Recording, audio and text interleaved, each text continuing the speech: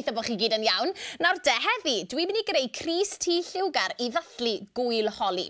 A na gyd sydd angen arnoch chi yw paent lliwgar, brwsh paent, dŵr a chrys tŷ plaen. Nawr dwi'n mynd i ddefnyddio'r un gwyn yma yn fan hyn, ond allwch chi ddefnyddio unrhyw liw chi eisiau. Nawr de, dwi yn mynd i fod yn taflu paent ar y crys tŷ. Felly dwi yn yr ystafell greu, ond os ych chi'n neud yn rhywle arall yn y tŷ, wel, cofiwch rhoi rhywbeth ar y bwrdd i orchuddio'r bwrdd. Neu, beth am i chi neud tu fas os mae'r haul yn gwenu. Reit de, bant ni, fe? Na i ddechrau gyda melyn, dwi'n meddwl. Bant ni, taflu'r paent ar y crys tŷ. Dyna ni. Nawr te, gwyl hindwaidd yw gwyl holi. A mae fe'n dathlu diwedd y gaeaf a dechrau'r gwanwyn. Nawr ni gyd wrth ein boddau ar gwanwyn yn di ni. A mae'r ŵyl yn para am 2 ddiwrnod. A mae fe hefyd yn cael ei nabod fel gwyl y lliwiau.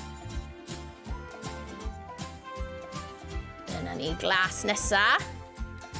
Hei, mae'n edrych yn dda.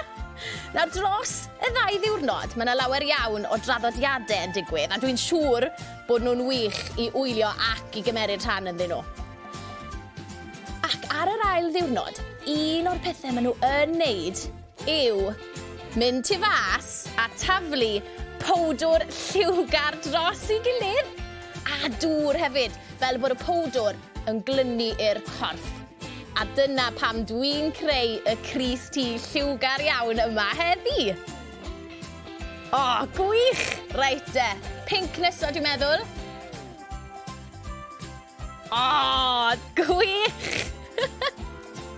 A chofiwch, os ydych chi yn mynd ati i greu crys tŷ neu yn mynd ati i ddathlu gwyl holi, wel, gadewch i ni wybod. Ei, mae'r crys tŷ yma yn edrych yn arbennig, lliwgar dros ben. A dyna ni, dwi wedi gorffen, dwi'n meddwl. Mwynhewch y dathliadau. O, joyous i hwnna.